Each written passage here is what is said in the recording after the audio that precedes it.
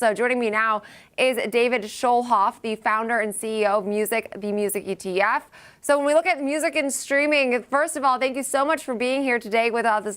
This is one of my favorite conversations, especially as we approach, of course, Spotify earnings. But we've seen also some pretty nice outperformance right now in the MUSQ Global Music Industry ETF, up about 6% this year. So walk us through that outperformance and some of the trends you're seeing within this space.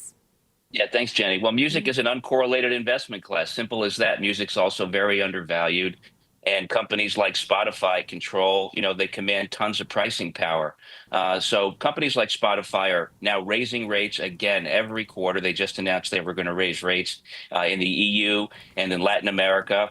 And look, music's just very undervalued. And in a decelerating economy, you want to have, recurring revenue businesses like music. So if you look at our top positions, Universal Music Group, Spotify, Live Nation, Tencent Music, all these companies are performing exceptionally well. Spotify's up 40% for the year already. It's up 120% for the last 12 months. Live Nation's up, 50% for the last 12 months. They just doubled their output of shows. You have the Cowboy Carter show and Kendrick Lamar and SZA and Billie Eilish and Lady Gaga. They're all going on tour in 2025. So you want to own stocks in the music industry. You want things that are sort of tariffed, proof, that are not impacted by, pricing wars. You want to have pricing power companies. And, we have 28 companies in our fund, Jenny. As you said, MUSQ is up 6-7% for the year. It's outperforming the Qs that are down 9%. It's outperforming the SPYs that are down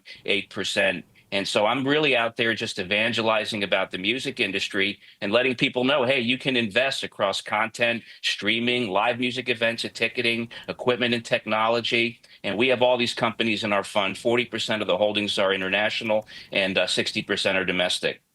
Okay, so I'm going to focus on the domestic here, as I do know about 10% of the position is made up of Apple or Amazon, which I believe both have about 5%. So has that been any bit of a drag? Because obviously in past years, it's been, I'm sure, a huge actually component of upside. But with some of these massive tech names that do have exposure into specifically more of the audio music world, but also have other various headwinds right now looming, I mean, has that been a bit of an unusual drag you haven't seen historically? So look, Apple, Amazon, and Google, we have to include them in the fund because after Spotify and Tencent are the third, fourth, and fifth largest streaming companies in the world, they're only 5% weights in the fund. Our top positions, like I said, Spotify's almost 10%, Live Nation's almost 10%. But these companies are growing in the music sector too. Apple has now 110 million paid subscribers. It's 10% of their services business. It's about $10 billion.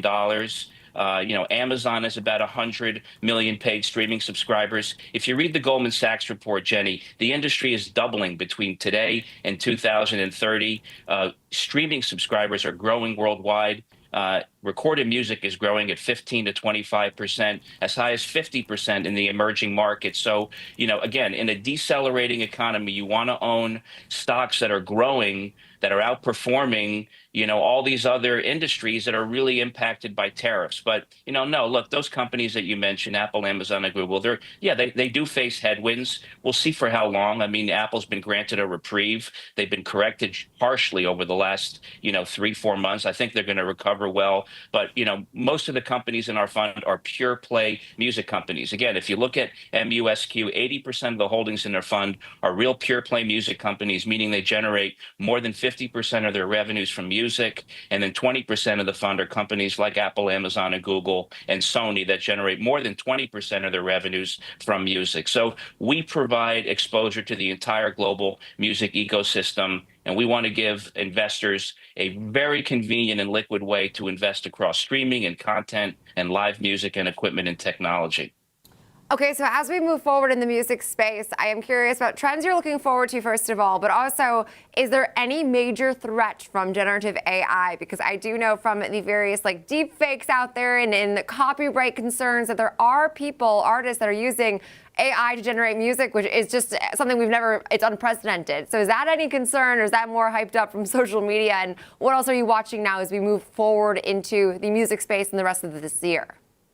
Look, anytime, Jenny, there's a very disruptive technology. Today it's AR. 50 years ago it was VCRs that went to the US Supreme Court, and all the studios and labels said, it was going to destroy their business.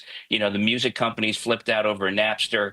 You know, AI today is like going to be absolutely huge for the industry. You do face potential risks with market saturation and piracy, but the opportunity to create new music, to license music from existing catalogs and get those sampled in new songs, that's going to be a windfall. It all comes down to consent, control, and compensation, Jenny. The artists and the estates and the publishers and the labels have to consent on the use. They have to agree on the terms of the use. And once they've done that, it's going to be an enormous windfall. So everyone is screaming AI. Music is always like the guinea pig for the first technology that's threatening a content business, but the benefits of it far outweigh any of the risks that we're seeing today.